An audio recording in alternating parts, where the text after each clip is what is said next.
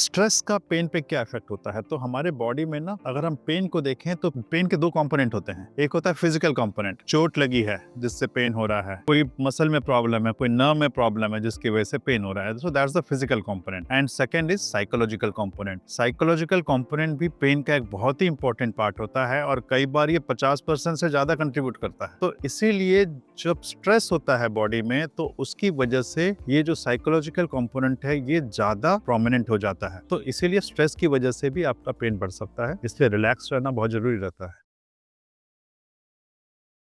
Joint की health maintain करने के लिए किस तरह का खाना पीना लेना चाहिए? अगर हम जॉइंट की बात करें so joint is made up of bones and cartilage, और जो जॉइंट को चलाते कौन है? मसल्स। और मसल्स के बिल्डिंग ब्लॉक क्या है? Proteins, amino acids. तो एक तो आपके खाने में प्रोटीन अच्छा होना चाहिए। सेकंड, आपकी बोन की मजबूती कैसे आएगी? बोन की मजबूती के लिए आपको कैल्शियम और विटामिन डी चाहिए। सो आपके खाने में एडिक्वेट अमाउंट ऑफ प्रोटीन, आपके खाने में एडिक्वेट अमाउंट ऑफ कैल्शियम होना चाहिए, विटामिन डी होना चाहिए और बाकी मिनरल्स होने चाहिए। प्रोटीन हमें मिलता है डिफरेंट सोर्सेज से। अगर नॉन वेजिटेरियन की बात करें तो एग्स रहे, चिकन रहा, फिश रहा। यूजुअली हम बोलते हैं कि जो व्हाइट मीट होता है वो ज्यादा बेटर होता है। उसी तरह वेजिटेरियन की बात करें तो उसमें आपके पल्सेस हैं, दालें हैं, राजमा हैं, के अलावा आपका जो पनीर है, मिल्क प्रोडक्ट्स हैं, सोया प्रोडक्ट्स है, ये भी प्रोटीन के अच्छे सोर्स हैं। कैल्शियम के अच्छे सोर्स अगर हम बात करें तो ग्रीन लीफी वेजिटेबल्स हैं, और बाकी जो है आपके जो मिल्क प्रोडक्ट्स हैं वो भी कैल्शियम के अच्छे सोर्स हैं। और प्लस आपका एक्सपोजर टू सनलाइट बहुत जरूरी है, क्योंकि विटामिन डी का जो बेस्ट सोर्स है वो सनलाइट है। तो इस तरह से आपका जो फूड है that should be a wholesome food which should be rich in calcium, which should be rich in protein and all other minerals.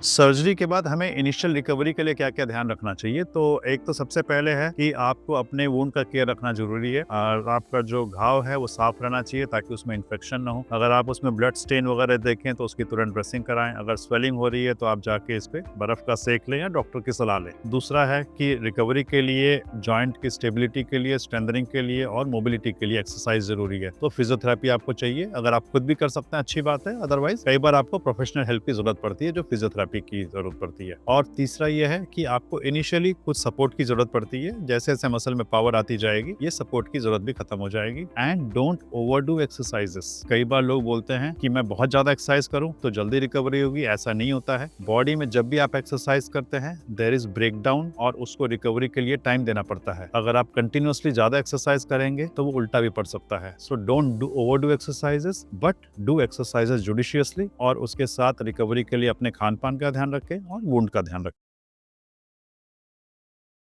Knee implants जो होते हैं यूजुअली मेटेलिक इम्प्लांट्स होते हैं। आजकल प्योर सेरामिक इम्प्लांट्स भी आ रहे हैं, लेकिन वो इतने सक्सेसफुल अभी तक नहीं हुए हैं। तो जो मेटल होते हैं वो यूजुअली एलॉय होता है, कोबाल्ट क्रोम का होता है। उसके ऊपर कई बार कोटिंग की जाती है। सेरामिक की कोटिंग होती है, जिरकोनियम की कोटिंग होती है, या कई बार टाइटेनियम एलॉय की भी कोटिंग होती है, जिससे कि जिन पेशेंट्स को मेटल एलर्जी है उनको इससे फर्क ना पड़े और साथ में इन इम्प्लांट्स की लाइफ भी बढ़ जाए। इसके अलावा जो इम्प्लांट फिक्स होते हैं वो दो तरीके के होते हैं, एक सीमेंट से फिक्स होता है, एक बिना सीमेंट वाले फिक्स होते हैं। तो नी रिप्लेसमेंट इम्प्लांट जो अभी इंडिया में हो रहे हैं, ऑलमोस्ट 99% इम्प्लांट जो है वो सीमेंट वाले हैं। 1% से भी कम होंगे जो अनसीमेंटेड होंगे। अनसीमेंटेड जो है यंग पेशेंट में यूज किए जाते हैं, सीमेंटेड सब में यूज किए जाते हैं।